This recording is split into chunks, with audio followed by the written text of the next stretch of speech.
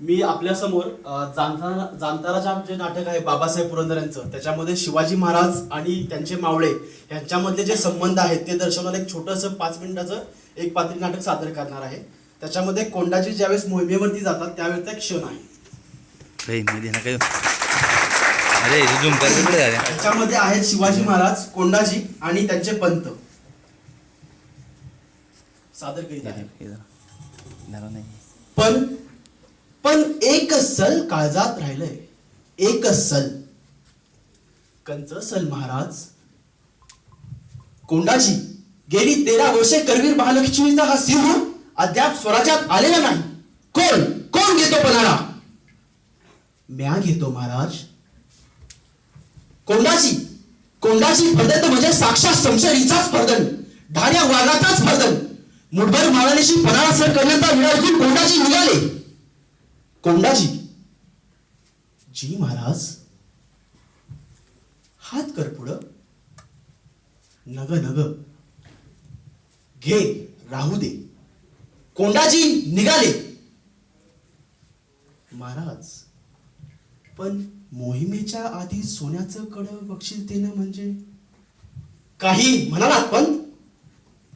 नाही महाराज, पण मोहिमेच्या आधी सोन्याचं कडं बक्षीस देणं म्हणजे? खरं आहे तुमचं पंत. मोहिमेच्या आधी सोन्याचं कडं बक्षीस देणं म्हणजे अव्यवहारच. पण काय करावं, आमचं काळीच गलबलून गेलंय.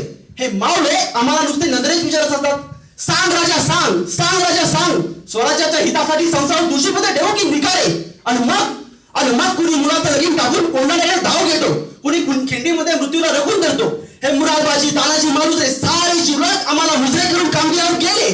त्यांनी आपल्या कामगिऱ्या पत्ते केल्या, पण ते आम्हाला भेटायला परत आले सुद्धा नाहीत. गेले ते परत गेले. साधी शाबासकीसाठी पाठ थोपायला सुद्धा मिळाली नाही मला पंत.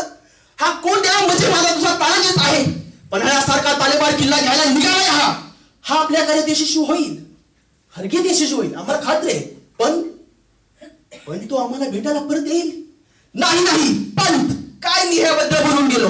माझा कोंड्या नक्की परत येईल, विजयाचे झेंडे लावून परत येईल. पण राहवलं नाही म्हणून मोहिमेच्या आधी सोन्याचं कडं बक्षीस दिलं आम्ही पंत.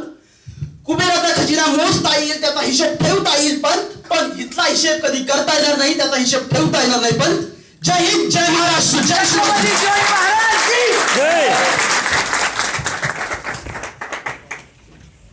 खूपच छान सुजित. अजून कोणी?